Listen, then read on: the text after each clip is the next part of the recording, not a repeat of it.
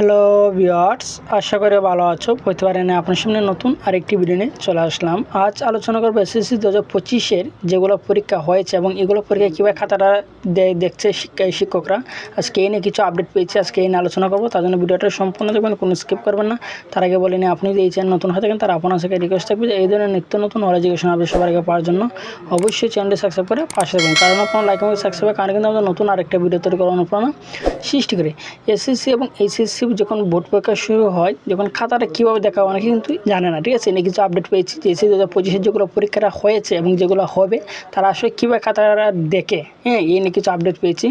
এখানে দেখতে পাচ্ছেন যে মাধ্যমিক পর্যায়ে এসএসসি 2025 পরীক্ষা বর্তমানে চলমান কিন্তু রয়েছে। ইতিমধ্যে কিন্তু কিছু পরীক্ষা শেষ হয়েছে এবং এবার সেই খাতাগুলো কিন্তু শিক্ষকের কাছে চলে গেছে। তারা কিন্তু এখন মূল্যায়ন করে বোর্ডের কাছে সেই নাম্বারটা পাঠাবে, ঠিক আছে। যার উপর ভিত্তি করে রেজাল্টটা তৈরি করা হবে।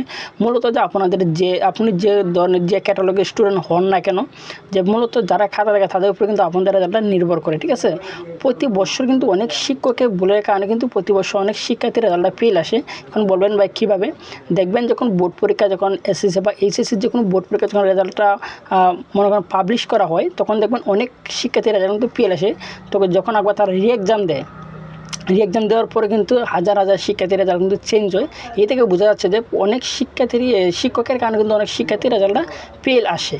কিন্তু চলিত বছরে এসএসসি পরীক্ষা খাতা মূল্যায়ন করা হবে জানতে চাওয়া হয়েছিল দায়িত্বরত একাধিক শিক্ষকের কাছে। শিক্ষকরা বলেন যে বিগত সরকারে আমার কিন্তু পরীক্ষার খাতা দেখার ক্ষেত্রে নানান ধরনের কারচুপি ঘটনা ঘটেছে এবং আমরা দেখতে পারছি অনেক শিক্ষক নিজেরা মূল্যায়ন না করে অন্য কাউকে দিয়ে খাতা দেখাচ্ছে এবং নম্বর যোগ করে সেটা বোর্ডকে পাঠানো হয়েছে।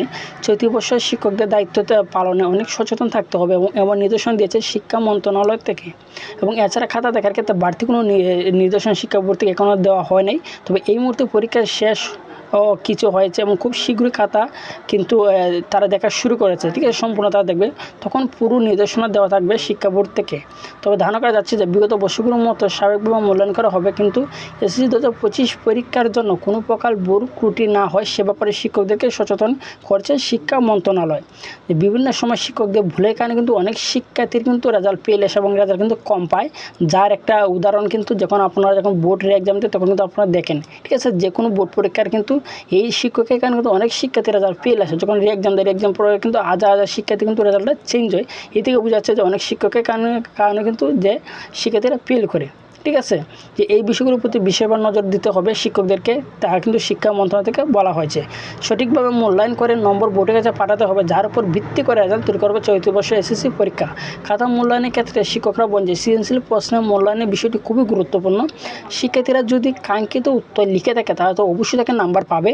তবে কোনো ক্ষেত্রে ভুল উত্তর লিখলে কিছু নম্বর শিক্ষার্থীদেরকে দেওয়া হতে পারে। যেহেতু শিক্ষার্থীরা চেষ্টা করছে সেই হিসাবে তাকে কিছুটা নম্বর দেওয়া যেতে পারে। তবে এটা শিক্ষকের আলাদা আলাদা চিন্তাভাবনার ওপর নির্ভর করে। তো সঠিকভাবে মূল্যায়ন করার ক্ষেত্রে শিক্ষা মন্ত্রণালয়ের সাথে সবসময় জন্য বলে থাকে। আশা করি বুঝতে পারছেন। তারপরে যেন আপনি থাকেন অবশ্যই কমেন্ট করে জানাবেন। আর যদি ভিডিওটি ভালো লাগে অবশ্যই লাইক দেবেন। আপনি যদি এই চ্যানেল নতুন হয়ে থাকেন তার আপনার সাথে রিকোয়েস্ট থাকবে যে এই ধরনের নিত্য নতুন এডুকেশন আপডেট সবার আগে পাওয়ার জন্য অবশ্যই চ্যানেলটি সাবস্ক্রাইব করে পাশে থাকবেন। ধন্যবাদ। দেখা হবে অন্য কোনো ভিডিওতে।